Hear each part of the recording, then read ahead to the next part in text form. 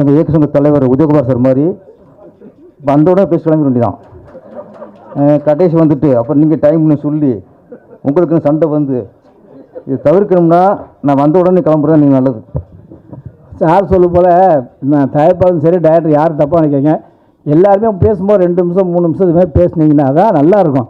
அப்போ தான் கண்டென்ட் நல்லாயிருக்கும், அந்த மீடியாவை பார்ப்பாங்க போவாங்க. இல்லை மணி கணக்கில் பேசி யாரும் பார்க்கறது இல்லை. நான் ஓப்பனாக சொல்ல என் சங்கத்தில் விடாத சரியாக பார்க்கறது இல்லை. அதனால் இவர் பங்குக்கு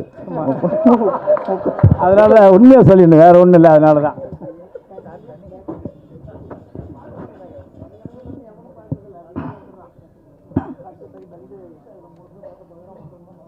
ஓகே. பசியோட இருப்பீங்க, எனக்கும் பசிக்க ஆரம்பிச்சுன்னா பாருங்க. முதல்ல கலைமாமணி விருது பெற்ற நிகில் அவர்களுக்கு வாழ்த்துக்கள். ஆமாம் ஆமாம், ஒவ்வொரு வருஷம் இந்த கலைமாமணி விருது அறிவிப்பாங்க. அப்போம்போது பார்த்தா மேக்ஸிமம் பார்த்தா பெரும்பாலும் அப்போ எது ஆரம்பிச்சியோ அந்த கட்சி சார்ந்த ஆளுகளாக தான் மேக்ஸிமம் தெரியும். ஆனால் இந்த முறை ஒரு ஆர்கியம் இருந்துச்சு. இந்த பெரும்பாலும் ஒரு கட்சி சார்ந்த ஆட்களாக இல்லை, பொதுவான உண்மையிலே திறமையான ஆட்களுக்கு கலைமாமணி விருது கிடச்சிருக்கு. அதில் ஒருவர் தான் நம்ம நிகில் அவர்கள். வாழ்த்துக்கள் சார். நிறைய வாழ்த்துலாம் டைம் இல்லை, பிடிச்சிக்கலாம். வீரத்தமிழச்சிக்கு அப்புறம் வருவோம். வீரத்தமிழன் அவர் யாருன்னா, யார் உண்மையில் ஒத்துக்கிறாங்களோ, முக்கியமாக குடும்பத்தில் நடக்கிற விஷயத்தை உண்மையை ஒத்துக்கிறாங்களோ அவங்க வீரத்தமிழன். அப்படி பார்த்தா எங்கள் இயக்குனர் ராஜகுமார் இருக்கார்ல, அவர் தான் வீரத்தமிழன். உண்மையை போட்டு உடச்சிட்டாரு. நானே சாக்காட்டேன், இதில் கூட பகிரங்கமாக ஒத்துக்கிறாரு அப்படின்ட்டு. நம்ம தேவாயணி மேடம் வந்து இது வரைக்கும் ஒரு சாஃப்டாக பார்த்துருக்கோம். ஆக்ஷன் ஹீரோனுக்கு இப்போ தெரியுது எனக்கு. பூவாக நினச்சோம், புயல்னு இப்போ தெரியுது. அவரே சொன்னார், நீங்கள் புஷ்பம்னு நினைக்கிறிய அங்கே போய் உஷ்ணம் போல இருக்குது வீட்டில். அதனால் ராஜகுமார் அவர் வந்து இவ்வளவு தைரியமான ஒரு வீரத்தமிழன் நினச்சி ஒரு பாராட்டணும் இன்னைக்கு. அப்புறம் நான் வந்து இப்போ நேற்றே நான் எங்கள் சொந்த ஊருக்கு போக வேண்டியது. நம்ம ராம்கி, நம்பி, பிரபாகர் இதெல்லாம் சார் அந்த படம் ஆள் இருக்குன்னு சொன்னாங்க. நான் அப்போ இல்லைப்பா வேலை இருக்குப்பா அப்படின்னேன். அப்புறம் இயக்குநரை பற்றி சொன்னாங்க. சொன்னார்ல, இவர் சொன்னதை விட அவங்க அதிகமாக சொன்னாங்க. அப்போ எவ்வளோ சிரிப்பாங்க பேர். அதெல்லாம் கேட்டுட்டு ஒரு அடித்தரத்து வராப்பிலையே பேச மாட்டோம். இங்கே கீழே அஸ்திவாரம் பலமாக போட்டு அந்த அவருக்காக தான் அவர் வந்து ஒரு இயக்குனர் வந்து ஒரு அடித்தரத்துலேருந்து வராரு அப்படின்னு அவர் ரொம்ப கெட்டு தான். இப்போ நான் வந்து காரில் பேக்கிங்கோடு வந்துட்டேன். இந்த முடிச்சு நான் அவரை கிளம்பணும். நான் இன்னும் 11 விட்டுருவாங்க, 7 மணிக்கு போக நினச்சேன். நான் அங்கே 11 மணிக்கு போவோம். தெரிஞ்சு போச்சு. ஒரு ராம்கி இவ்வளோ திறமை பேச தெரியுது. நாங்கள் மிஸ் பண்ணிட்டோம். என்னடா அது, ஒரு இயற்கை சங்கத்தில் ஆர்வி மாதரோட அதிகமாக ஒரு பேசுகிறாருன்னா இவர் தான் போல இருக்கு. 10 மாதம் சொல்கிறாரு. நாங்கள் என்னடா இப்படி ஒரு திறமையான ஆள் உள்ள வச்சுட்டு இதை யூஸ் பண்ணாமல் இருக்குமேன்னு வச்சேன். முயற்சிக்கும் விடாமுயற்சிக்கும் என்ன வித்தியாசம் சொன்னார். இன்னும் கொஞ்சம் கிளியராக சொல்லியிருக்கணும். முயற்சிக்கும் விடாமுயற்சிக்கும் என்ன வித்தியாசம்னா, முயற்சி நம்ம பண்ணிகிட்டே இருப்போம். ஒரு சமயத்தில் முயற்சி நம்மளை விடாது. அதுதான் விடாமுயற்சி. நம்ம பண்ணுறதுலாம் முயற்சி. உதவி இயக்குனராக நம்ம இந்த ஊரில் கிளம்பி வருவோம், நிறைய முயற்சி பண்ணிட்டே இருப்போம். நிறைய இயக்குனர் பார்ப்போம், நிறைய கம்யூனிட்டி பார்ப்போம். இதெல்லாம் முயற்சி. அப்புறம் சரி வராது போல இருக்குது, ஊருக்கே போயிடலாம்னா ஊரில் எந்த முகத்தில் போகிறது? என்ன போனால் சினிமாவுக்கு அவ்வளோதானா அம்மாங்க. அப்போ தோல்வி முகத்தோடு போகக்கூடாதுங்கிறதுக்காக அந்த செஞ்ச முயற்சி நம்மளை இங்கேருந்து ஊருக்கு விடாது. அதுதான் விடாமுயற்சி. அந்த மாதிரி சில முயற்சி நம்ம விடாது. அது மாதிரி இயக்குனர் உங்களை வந்து நீங்கள் ஆரம்பத்தில் முயற்சி பண்ணியிருப்பீங்க ஒரு காலகட்டத்தில், அந்த முயற்சி உங்களை விட்டுருக்காது. அங்கே தான் நீங்கள் இயக்குனரை வந்து நிற்கிறீங்க. உட்கார கூட்டம் நீங்கள் பேச இல்லை ரொம்ப. ஆமாம் சார் நான் அப்படின்னா ஐயோ. கொத்தனார் சாதாரண விஷயம் இல்லை. இப்போ ஒரு வீடு கட்டுறதுக்கு நல்ல கொத்தனார் முக்கியம். குடும்பம் நல்லா இருக்கணும்னா 2 நார் முக்கியம். ஒன்று நாத்தனார், இன்னொரு கொழுந்தனார். நாத்தனார் சரின்னு வச்சுங்களேன், குடும்பம் போச்சு. கொழுந்தனார் சரின்னு வச்சுங்களேன், குடும்பம் போச்சு. அப்போ ஒரு குடும்பம் நல்லா இருக்கும்னா நாத்தனார் நல்லா இருக்கணும், கொழுந்தனார் நல்லா இருக்கணும், கட்டடம் நல்லா இருக்கணும்னா கொத்தனார் நல்லா இருக்கணும். நல்ல கொத்தனார் ரொம்ப இங்கே சினிமாவுக்கு வந்துருக்காரு. கரெக்டாக உதயகுமார் சொன்ன மாதிரி எங்கே ஜன்னல் வைக்கணும், எங்கே நிலவாசம் வைக்கணும் எல்லாம் தெரியும். அது மாதிரி படத்தில் எங்கே சாங் வைக்கணும், எங்கே ஃபைட் வைக்கணும், எங்கே ஹீரோனி எட்டி உதயணும். ஹீரோனி எப்படி விஜயகாந்த் மாதிரி சோத்துல ஏரியெல்லாம் அடிச்சிருக்காங்களா? அது இல்லை, அதையும் பண்ணிருக்கலாம். ஏன் குறை வச்சிய ஜம்ப்பு வச்சு அடிச்சு அது கொஞ்சம் தலையில் தொங்க விட்டுருக்கிய, அதையும் பண்ணியிருந்தா இதுக்கப்புறம் அவங்க பேர் வேறு மாதிரி. புரட்சி கலைஞி சுஸ்மிதா. நம்ம இவர் இளையா சார் பேசும்போது நான் சின்ன வயசுலேருந்து அவர் சொல்கிறார், நான் என்னையே சொல்லாதீங்க, அவர் சொல்கிறார், நான் சின்ன வயசுலேருந்து சஞ்சீவை பார்த்து வியந்திருக்கேன் அப்படின்னார். நான் சஞ்சீவை பார்த்தேன் பகிர்ந்துச்சு. இல்லை இவர் சின்ன வயசுனா அந்த உலகம் நம்ம என்ன நினைக்கும்? இப்போவும் சஞ்சீவ் சின்ன வயசு தான். நீங்களாட்டுக்கு நீங்கள் சின்ன வயசுனா அவர் என்னமோ விஜயகுமார் அவர் எப்படி தளபதி விஜய் அவர்கள் என்று இளமையோடு இருக்காரோ அது மாதிரி இவரும் நான் என்னைக்கு பார்த்தனோ இவருக்கு அது குறைஞ்சிட்டே வருது. நான் சாக்காயிட்டேன், என்னடா அவர் பையனை நினச்சிக்கிருக்கேன். இப்போ நம்ப முடியல. இப்போ டயர்ட்டு பையனை அறிமுகப்படுத்தினார், நான் இப்போ தம்பி நினச்சிக்கிருக்கேன். அப்புறம் பையங்கிறாரு. அஸ்திவர் அங்கே சாங்கை போட்டுக்காரு. கல்யாணம் பண்ண உடனே முதல்ல இந்த ரிலீஸ் பண்ணிடுவோம், இது லேட் பண்ணக்கூடாது. ஏன்னா இளமை இருந்து வேஸ்ட் பண்ணக்கூடாது. நம்ம நிறைய உதவி இயக்குநர்கள் நிறைய இயக்குநர்லாம் இளமை வேஸ்ட் பண்ணிடும். இழக்கக்கூடாத இழப்பு இளமை தான். அது இங்கே சினிமாவில் நிறைய வேஸ்ட் பண்ணிடும். வீரத்தமிழச்சி இன்னொன்று வீரத்தமிழ். அப்போ வீரத்தமிழ்னு சொல்லிட்டோம் ராஜகுமாரனை. வீரத்தமிழச்சி யாருன்னா அடிக்கிறது உதைக்கிறத விட ஒரு புருஷன் கஷ்டப்படும் போது பக்கவளமாக இருந்து அவங்களுக்கு எந்த குறையும் பார்த்துக்கிறாங்கள அவங்களும் வீரத்தமிழச்சி. அப்படி பார்த்தா நம்ம இயக்குனரோட எங்கள் மனைவி அவங்க கரெக்டாக ஃபஸ்ட் நம்ம சொல்கிறத அவங்க சொன்னாங்க, பேசப்பட்டு பேசியா எங்கள் மனைவியை பேசப்பட்டு பேசியா, என் பையனை படிக்க வச்சேன் பேசப்பட்டு பேசியா. இந்த மேடையிலே கரெக்டாக பேசுறது யாருமா? அவங்க தான். மேடை நாகரிகம், சபை நாகரிகம் என்ன, மேடை எப்படி பேசணும், திருவள்ளுவர் மாதிரி 2 வரியில் பேச விட்டு பேசியா. இவர் வீட்டில் அவங்க சொல்ல கேட்பார் போல இருக்கு, இங்கேயாவது கேட்காம இருப்போம் என்ன அப்படின்னு. இங்கே நீங்கள் எத்தனை இருக்கும்ல அந்த தைரியம் வந்துச்சு அவருக்கு. வீட்டில் யாரும் இருக்க மாட்டாங்கல்ல, ராஜகுமார் மறுபடியும் இருக்கலாம், சொல்ல முடியாது. அதனால் இங்கே நீ காலையில் வாங்கலை சார், இன்றைக்கி சார் கச்சேரி வீட்டில் இருக்குது.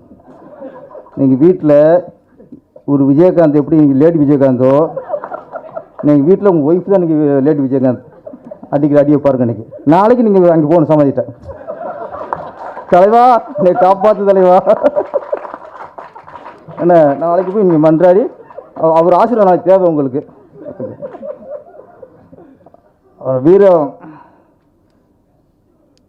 வீர தமிழச்சி நான் டைட்டில், நான் சில டைட்டில் கேட்கும்போது தான் எப்படி அத்தனை நாள் அந்த டைட்டில் விட்டு வச்சாங்கன்னு வரும். நிறைய டைட்டில் மாதிரி இது வல்லையான்ட்டு அது மாதிரி வீர தமிழச்சின்னு எப்படி இது விட்டு வச்சாங்க அப்படின்ட்டு. நம்ம வீர தமிழச்சி அப்படிங்கும்போது நிறைய நம்ம பாடப்பொறுத்து நிறைய நம்ம ஏமாற்றிருக்காங்க ஃபஸ்ட்லாம். நம்ம தமிழ்நாட்டில் தான் நிறைய வீர தமிழச்சிகள். வீரமங்கை வேலுநாச்சியார் தமிழச்சி, வீர தமிழச்சி.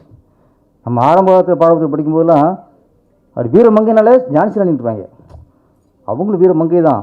ஆனால் நம்ம வேலுநாச்சியார் சொன்னதை விட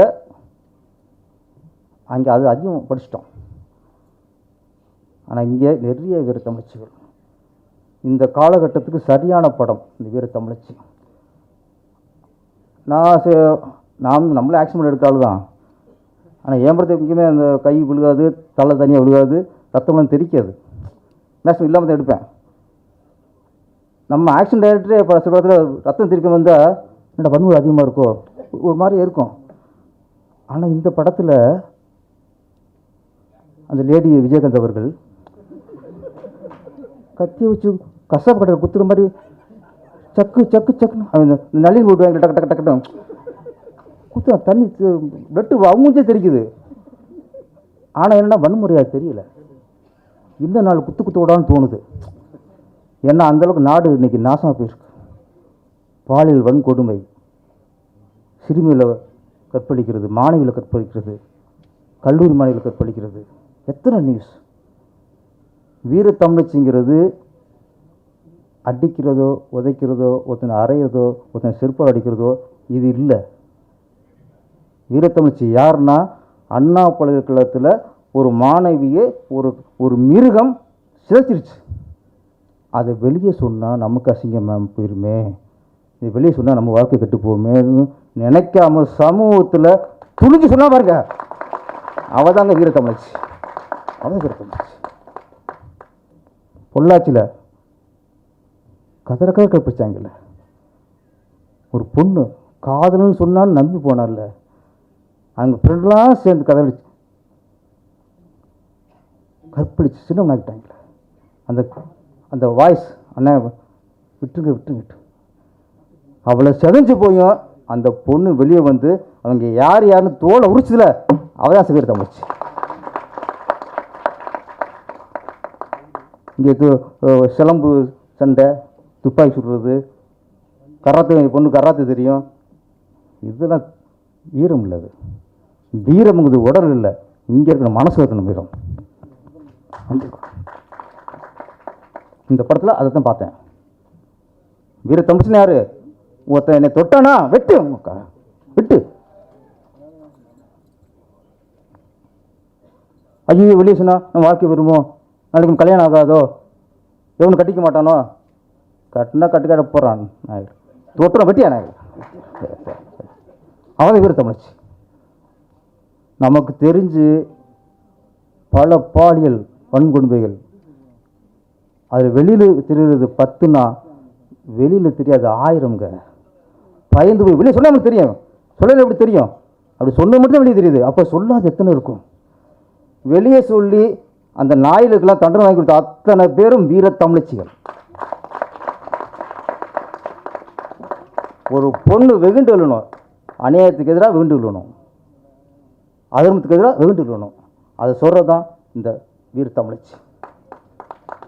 சுரேஷ் பாரதி, அந்த பாரதி எப்படி உங்கள்கிட்ட தகுதியோடு ஒட்டியிருக்காரு பேர். பாரதினாலே புரட்சி தான், பாரதினாலே புதுமை பெண்ணுக்குன்னு ஒரு வார்த்தையை ஃபேமஸ் ஆக்குனவரே பாரதி தான். சொன்னார்ல தலைவர், சொன்னார்ல பாரதி ராஜா அவர்கள் புதுமை பெண்ணு படம் எடுத்தார். அங்கே பாரதி ராஜா, அங்கே பாரதி இருந்தார், அதனால் ஒரு புதுமை பெண்ணு படத்தை இருக்க முடிச்சு. இங்கே சுரேஷ் பாரதி, உங்கள் பேரில் பாரதி இருக்குது, அதனால் இப்படி ஒரு புதுமையான கதையை இங்கே எடுக்க முடிஞ்சது. இயக்குனர் சுரேஷ் பாரதி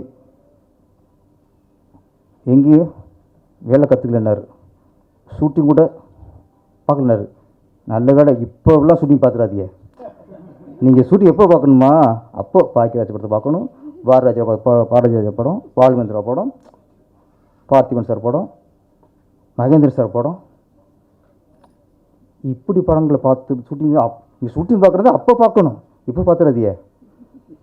கஞ்சா கடத்துறது எப்படி, கற்பழிக்கிறது எப்படி, கற்பழிக்கிறாங்க நியாயப்படுத்துவோம், நீங்கள் தப்புன்னு சொல்றீங்கல்ல, கற்பழி 4 பொண்ணு ஏமாத்து, சந்தனம் கடத்துறது எப்படி, செம்பகம் கடத்துறது எப்படி, இந்த ஷூட்டிங் பார்க்க அதை மாதிரி படம் இருக்கிற ஷூட்டிங் வாங்க, நல்ல படம் எடுக்கிறதா ஷூட்டிங் பார்க்காது. இப்போ உங்களுக்கு என்ன தோணுதோ, நீங்கள் விஜயகாந்த் படத்தை பாருங்கள், பழைய ரஜினி சார் படத்தை பாருங்கள், பழைய கமல் சார் படத்தை பாருங்கள். இது மாதிரி நிறையா எல்லாம் பழைய தான் பார்க்கணும், புதுசாக பார்த்துக்காது எதுவுமே. ஆமாம், அது மாதிரி நீங்கள் நல்ல படைப்புக்கு நீங்கள் தொழில் கற்றுக்கணும் அவசியம் இல்லை, நல்ல படைப்பை கொடுக்கணும் எண்ணம் இருந்தால் போதும். அந்த எண்ணம் உங்கள்கிட்ட இருக்குது. இன்னொன்று, நீங்கள் உங்களுக்கு பேசும்போது நம்பிக்கை வெளிப்படுது. நீங்கள் பேச பேச எனக்கு டிஆர் பேசுகிற மாதிரி போச்சு ஒரு விஷயத்தில். ஏன்னா உங்கள் உடம்புக்குள்ள இப்போ நீங்கள் சொல்கிறீங்க விஜயகாந்த் இருக்காருன்னு, எங்களுக்கு டிஆர் தான் இருந்துச்சு. நான் ஜெய் பண்ணுறேன் அப்படியா? அதனால் உங்களுக்குள்ள விஜயகாந்த் இருக்கார், டிஆர் இருக்கார், என்ன நல்ல ஒரு படைப்பு கொடுக்குங்கிற ஆர்வமும் இருக்குது. அதனால் கொத்தனார் வந்து அஸ்திவாரத்தை ஸ்ட்ராங்காக போட்டிருக்காரு. என்ன அதனால் இந்த அஸ்திவாரம் பல பில்டிங்கை தாங்கும். எத்தனை அடுக்குமாடி தான் தாங்கும். இது வந்து முதல் அடுக்கு வீரத்தமிழச்சி. இன்னும் பல அடுக்கு உங்கள் கட்டடத்தில் மேலே எழுதணும். இந்த படத்தின் மூலமா நீங்கள் சிறந்த இயக்குனராகவும் இதில் பணியாற்றிய டெக்னீஷியல் நல்ல பெரிய டெக்னிஷியனாக வளரணும். நடிகர்கள் சஞ்சீவ் சார், ஆமாம், இங்கே வீரம்ங்கிறது இன்னொன்று சொல்கிறேன்.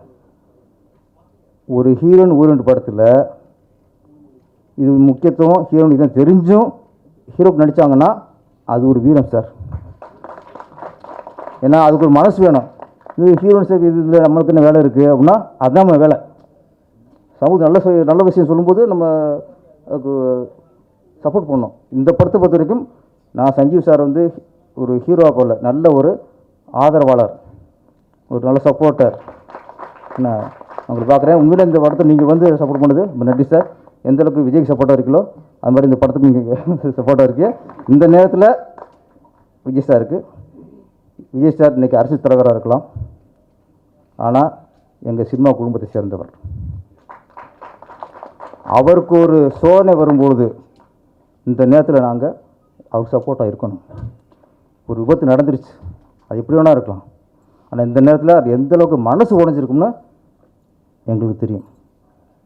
நாங்களாம் கூட பழகிருக்கோம், எனக்கு தெரியும், சஞ்சீவ் சார் தெரியும், எவ்வளோ உடஞ்சிருப்பான்னு தெரியும். அதனால் இந்த நேரத்தில் உண்மையிலே அந்த இறந்து 41 பேர் ஆத்மா சாந்தி அடையணும். அவங்க குடும்பத்துக்கு விஜய் சார் கண்டிப்பாக சப்போர்ட்டாக இருப்பார்.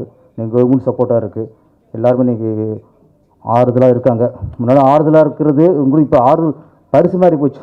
ஒரு அமௌண்ட்லாம் அனௌன்ஸ் பண்ணுறாங்க, அது மட்டும் பார்த்தாது சப்போர்ட்டாக இருக்கணும். இந்த நேரத்தில் விஜய் சார் இருக்கும் எல்லோரும் கொஞ்சம் சப்போர்ட்டாக இருப்போம்.